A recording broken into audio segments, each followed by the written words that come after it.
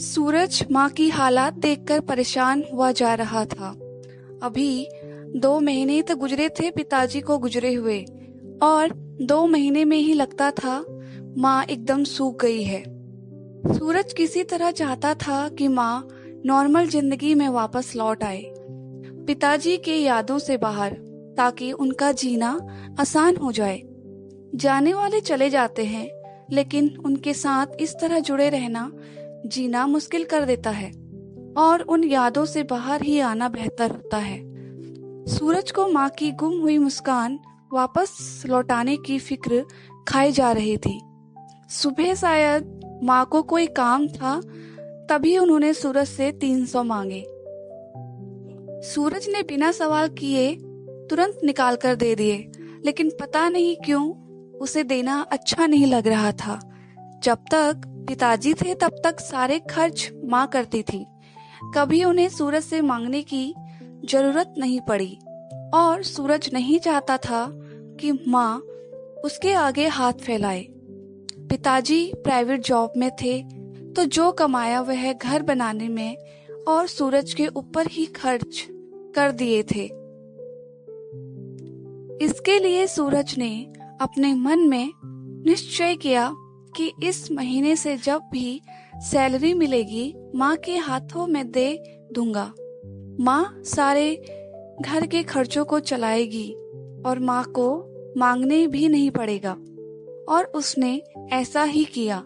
1-2 महीने तक सब ठीक ही चल रहा था, लेकिन उसकी पत्नी रेणुका को अपनी सास के आगे बार बार हाथ फैलाना अच्छा नहीं लग रहा था।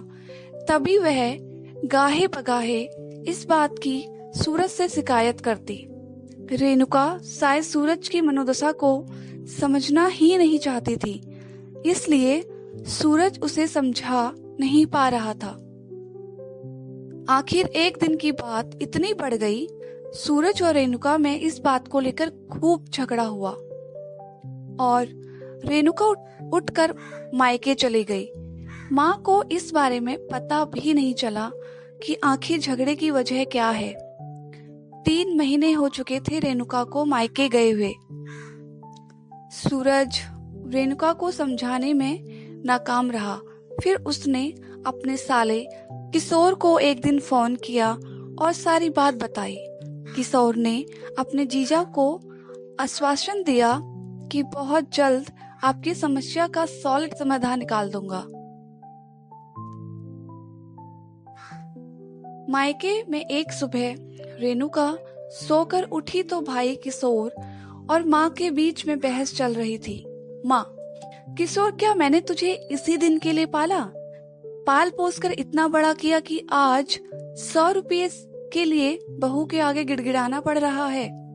क्या तुम मेरी इतनी छोटी छोटी जरूरतों भी पूरी नहीं कर सकते?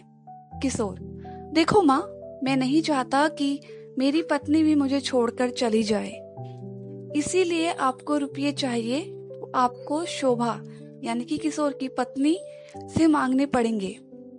मेरी तनख्वाह की मालकिन मेरी पत्नी ही रहेगी।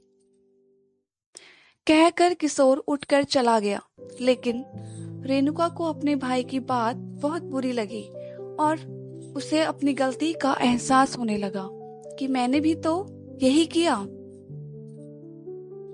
रेणुका अपनी माँ को आश्वासन देने लगी तो उसकी माँ बिफर पड़ी। रहने दे रेणुका, तू किस मुंह से मुझे समझा रही है? तूने तो अपनी सास के संग यही किया है और यही चाहती है।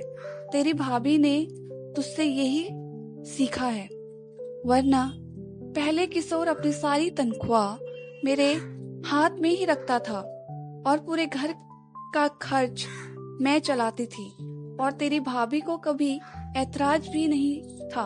पर तेरा देखा देखी मेरा घर भी बिगड़ गया। रेणुका वहां से होकर अपने कमरे की तरफ चली गई और कमरे में जाकर सबसे पहले सूरज को फोन मिलाया। सूरज के फोन उठाने पर रेणुका बोली, सुनिए, आप यहाँ पर आ जाइए और मैं घर आना चाहती हूँ। आप मुझे कोई तनख्वाह नहीं चाहिए। इधर दरवाजे के बाहर किशोर, शोभा और किशोर की माँ तीनों एक दूसरे को मुस्कुराकर प्रसन्न नजरों से देख रहे थे। आखिरकार किशोर का आइडिया काम कर गया।